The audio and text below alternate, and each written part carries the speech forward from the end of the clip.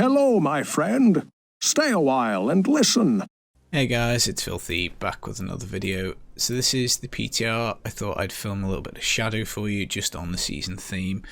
Now we've got 700 Paragon. I've literally just got the first Shadow pieces that I've picked up my dank meme bag, so I haven't re-rolled any of this. So we have no legendary gem in this ring, no legendary gem in the Traveler's Pledge amulet.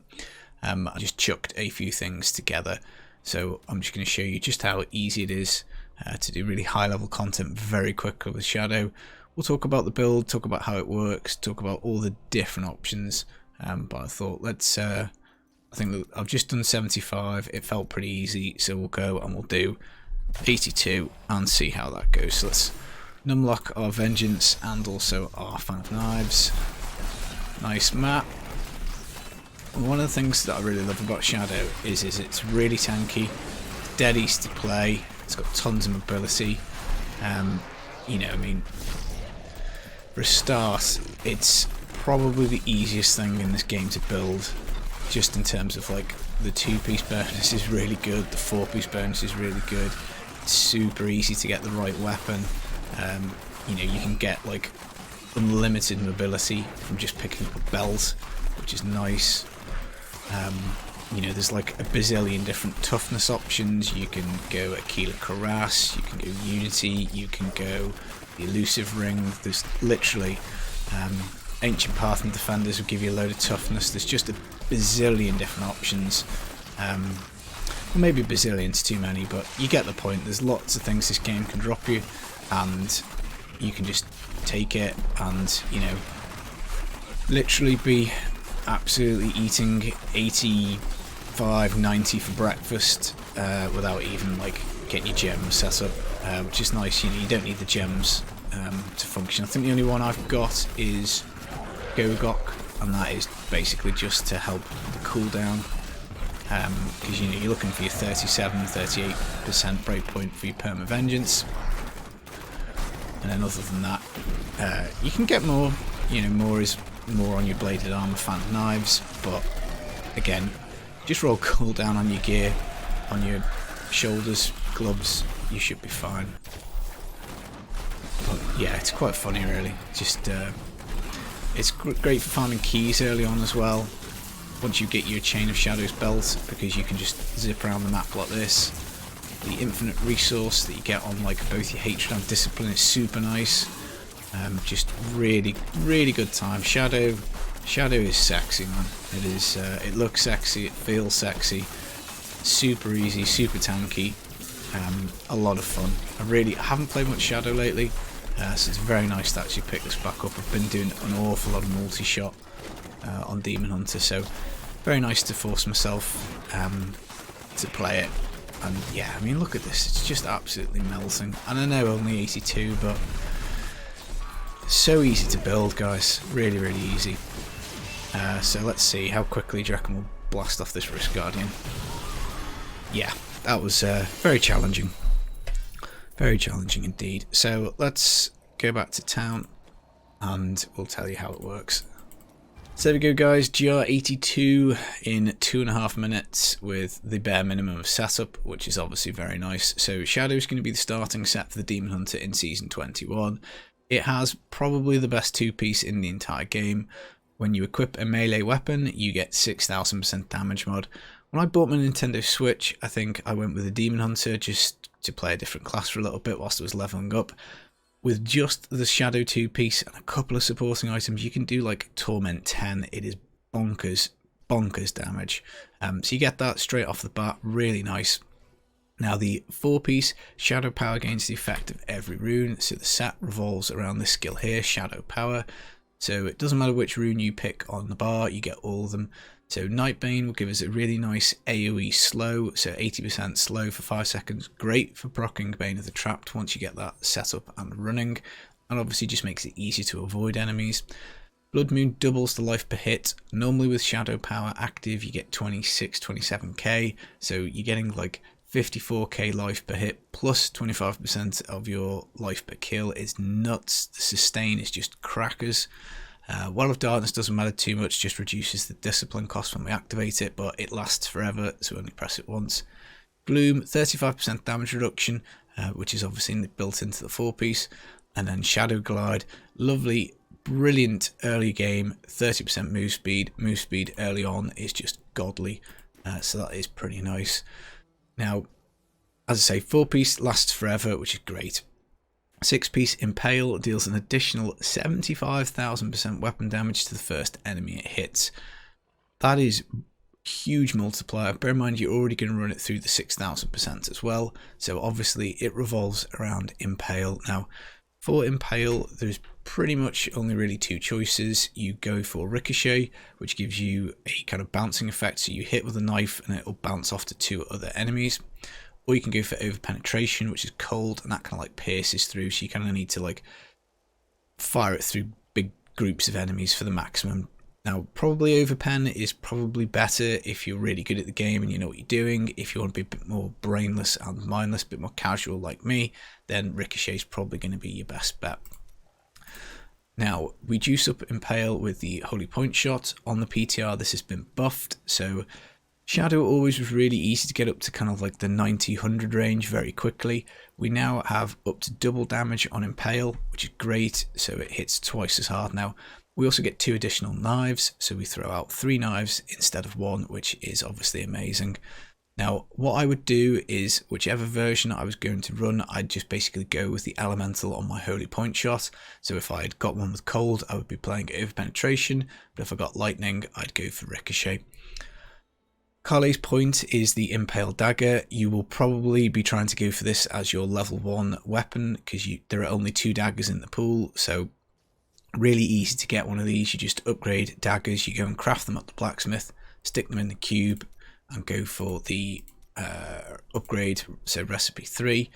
Really easy to get an ancient one, really easy to get a nice ancient one, really easy to get a primal one, because there's only 2 choices. So in theory, if you upgraded, I don't know, like 800 daggers over the course of a season, chances are you're going to get a primal Carle's Point. So you'll normally see people rocking primals of these because it is so easy. Don't ever reforge this, complete waste of mats. Now, we're going to try and get a hold of a Dawn. It's not essential, you don't need Dawn to run the build, but it just basically gives you Perma Vengeance, which is more damage and more toughness, so obviously great item to get.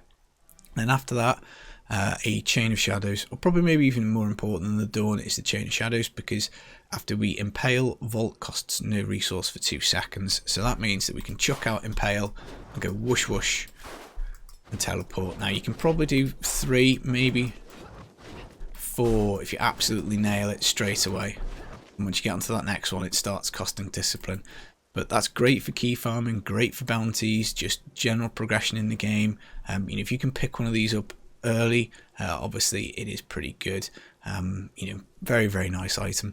Now, another thing about the Carle's Points that we need to mention is we restore hatred if we've already impaled something. So chances are you can insta-melt a lot of stuff, but if you don't, then you get hatred back, and that's why you have quite a lot of hatred still. So you've got infinite discipline with your Chain of Shadows teleporting, and kind of like infinite hatred with your Carle's Points. Obviously, if you're just melting everything, so if you're playing at too low difficulty, you'll be chucking out impales, you won't get any resource back, you'll just be spending it completely.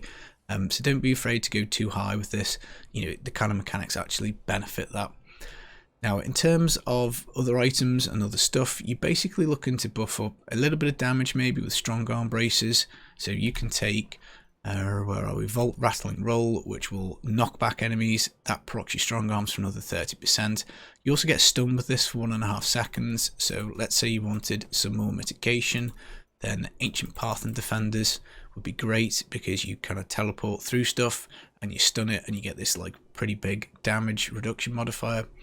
Elusive Ring is a really good shadow item, 60% damage reduction for 8 seconds after using Vault. You're going to use Vault tons, so 60% DR the whole way. Unity could go here, that would be absolutely fine as well. Obviously harder to set up at the start of the season because you need 2 and you need the token that renders your follower invulnerable. Resource being so high, Aquila Karask also comes into place. Again, another item. This is in the loot pool very early. You might pick one up whilst leveling. You can stick that in the cube, easy peasy. Nems obviously just help with progression. I just always play with them when I can. But again, Strong arms could go here, path and defenders could go here, pretty easy. Now, one thing you can do when you find the plans is talk to Hadrig and get yourself an Ogild set crafted. I've done a full guide on Shadow, which I will link in the description. It's really debatable as to whether Ogild is better than just classic Shadow. I think they've both got their advantages. I like playing with Ogild because it's a bit newer, but also the really great thing about Shadow is you don't have to get it. You can just run it like this. You don't need a rogue, you don't need any bounties, none of that rubbish. You can just jump in and do it. So just looking at the rest of the build, really, Companion, Boar Companion. This is here to buff up our resistances, so it makes us tougher. Fan of Knives, Bladed Armour. Numlock this, it gives you an extra 40% armour. Vengeance with Dark Heart, 50% damage reduction, as well as the natural 40% damage increase on Vengeance. Again, I just numlock this. Breakpoint to get this is 37-38% cooldown, so pretty doable with a little bit of CDR. Shadow Power doesn't matter on the rune, and Volt Rattling Roll we've kind of discussed. Passives that I like are Awareness in case something goes wrong. Ambush, 40% additional damage against 75% health enemies. Does help with absolutely chunking huge amounts of life off things with one hit.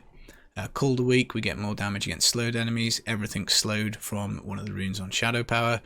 And then Numbing Traps, because we can obviously get this cold slow off from Phantom Knives. Really easy to proc the 25% extra damage. Damage reduced by 25%. I always get that wrong, I always say more damage. But yeah, really tanky, really easy to play. Now, I've got Traveller's Pledge and Compass Rose on. That would be a fairly hard combo to get, and a Convention of Elements. So again, Stone of Jordan would be fine whilst you're looking for bits. More damage on this, obviously you just need to match your elements. So I've got none on Bracer and none on Amulet. So, you know, let's say you had a Stone of Jordan, matched it with the Elemental on here, and here and here, you could get yourself up to 80% extra damage, which would be juicy.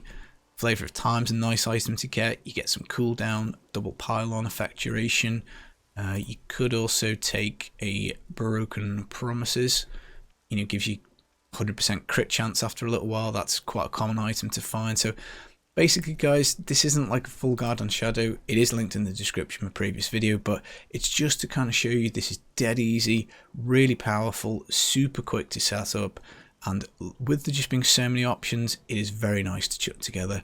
So I'd say CDR on your gloves, CDR on your shoulder, just even the most basic gem in the helm will get you pretty close to that 37-38% figure. I think I've got it on the offhand as well. So, you know, there's none on rings, not on that one.